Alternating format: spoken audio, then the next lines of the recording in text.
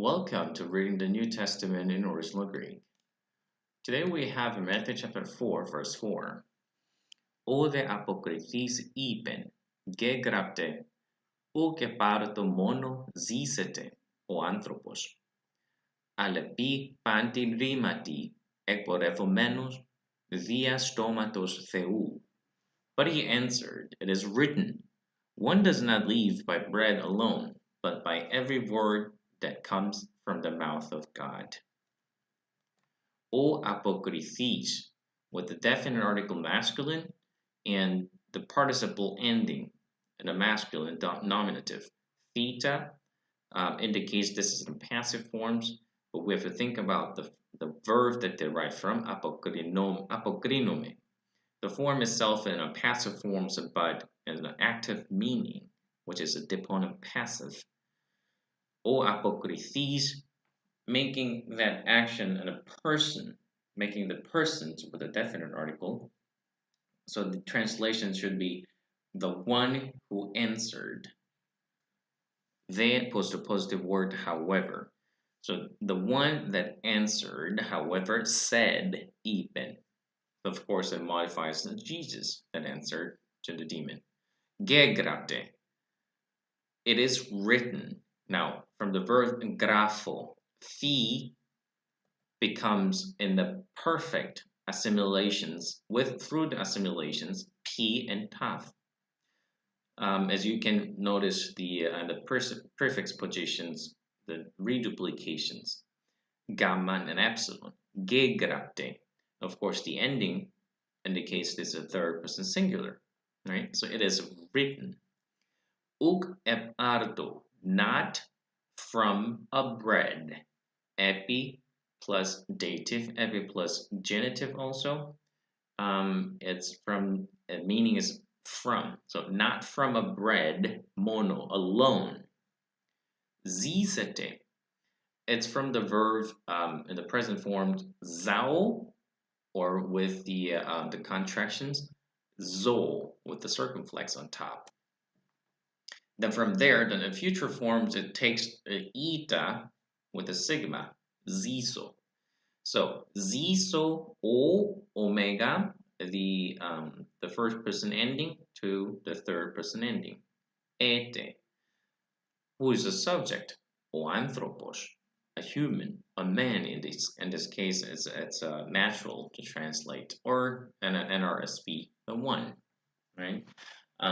Of course, here the man does not distinguish the gender of the person, but simply representing a human being, man or woman. So, man shall not live from a bread alone. Allah, however, epi pantirimati, from every word. Now we have ekporevomeno. Now, ek plus porevo, but porevo has porevome, because if you think about the participle omenos, actually, it's from it's a participle forms in the participle, medium, and a passive takes the same ending here. So ek porevo plus omenos. The word modifying in this case, it's a dative forms, which makes a grammatical connections with the previous rimati, panti rimati. The panti rimati, which again, this is in the dative forms, and an ekporevomeno also in the dative forms. It's a participle that modifies panti rimati. So from every word that comes out through stomatos, mouth of God, Theou, right? So if I break it down this passage a little bit here, O de apokryphis, and the one who answered, however, said, it is written, Zizete o anthropos, a man shall live, uk epartomono, not from a bread alone. Well, it indicates, the human requires the bread to eat something, right? But this is not alone, but Allah, every word that comes out through the mouth of God. So from the zizete, it's connecting the both parts of the verse. Of course, the emphasis is not the bread alone.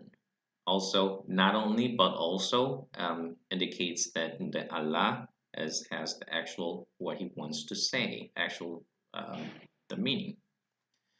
Okay, as you have briefly seen, this verse is actually taken from 8:3 of Deuteronomy. When Matthew introduced gegrapte, or it is written, it indicates this, he's quoting authoritative scriptures or writings, which in this case is Deuteronomy 8:3. So if you see, it's not a verbatim in a whole verse, but in the first part, only from Deuteronomy 8:3. Okay, I hope you have enjoyed it, and I'll look forward to our next sessions on verse 5.